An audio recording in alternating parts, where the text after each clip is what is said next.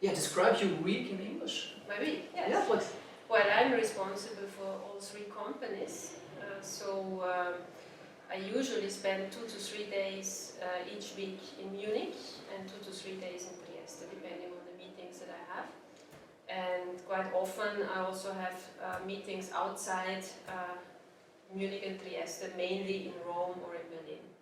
Yeah, maybe it's because you have to travel so much and you have to be present in these countries because your business model is important for these countries. Why?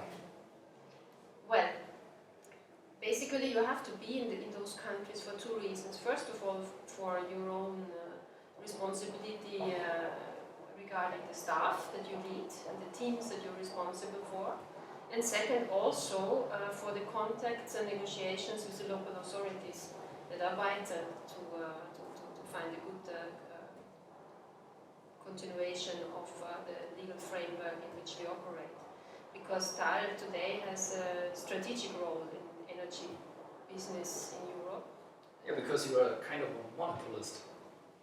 Monopolist, well, it's difficult to say monopolist because there are always alternatives, but they're very difficult to put into place regarding the supply of crude oil to Central Europe.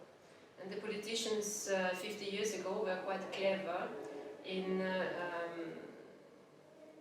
making such a joint venture as TAL possible, because TAL was built more than 50 years ago. We were built in a very, very short period of time, only 1,000 days, it's 3 years, and that is regarding the permits, all permits, regarding the planning, regarding the procurement, the purchasing, the construction, the negotiation with the landowners. Just imagine something like that, and that through a very, very sensitive area like the Alps Natural Reserve. That's something which I think was absolutely remarkable and which today would be impossible to repeat. So comparable with the airport in Berlin. Oh, well. But it's interesting that... Or the electricity network that you need to build in Germany to bring the electricity from the north to the south. We will talk about that project afterwards as well. Okay. So technically, the crude oil comes to Trieste, and then what's happening then? Well, thanks to TAL, Trieste is the crude oil or the oil terminal, port, number 1 in the Mediterranean. We move 85% of all traffic in and out of Trieste, mainly crude oil.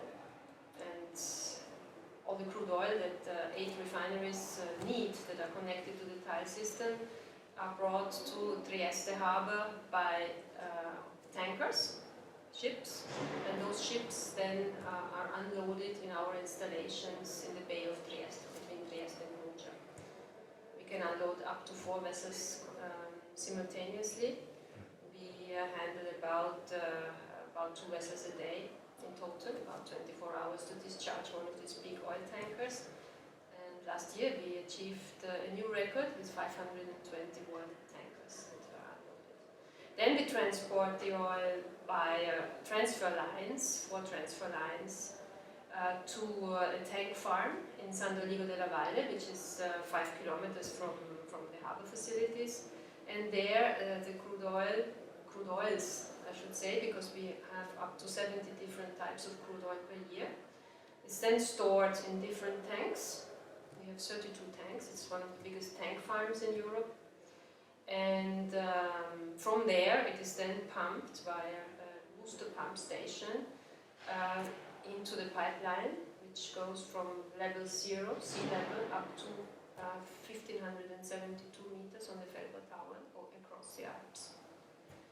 And the voyage from Trieste to Ingolstadt is about 4 to 5 days, depending on how fast we pump, on what type of oil we transport.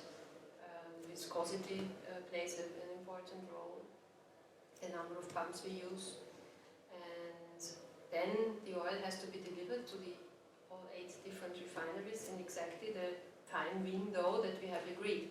So it's a logistical challenge to make it all work well. So maybe every car and plane depends on you. Last question, we will have more or less tankers in delivering crude oil in the next years? What do you think? It depends very much on the development of demand.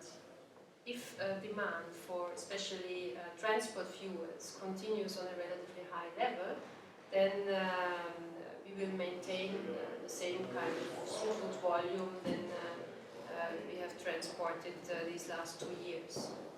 If there is a quicker replacement of transport fuels with alternative fuels, that means that the refineries that are connected to the TAL system will have less volume demand, throughput, and then most probably there will be a slow decline.